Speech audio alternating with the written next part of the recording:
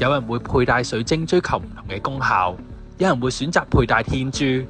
今日我就會分享一下喺我心目中佛牌與眾不同嘅原因。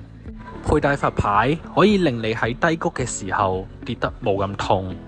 19大高僧之一龍普度曾經講過：你哋諗起我，我都會諗起你哋；你哋未諗起我嗰陣，我都會諗起你哋。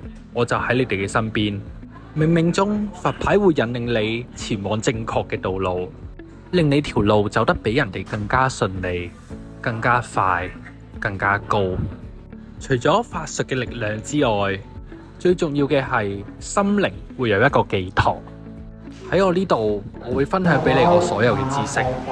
如果你對泰國佛牌有任何嘅疑問，歡迎隨時詢問我，俾我亦都俾自己一個機會，一個真正了解南傳佛教嘅機會。我係 Jack Wong，薩瓦迪卡。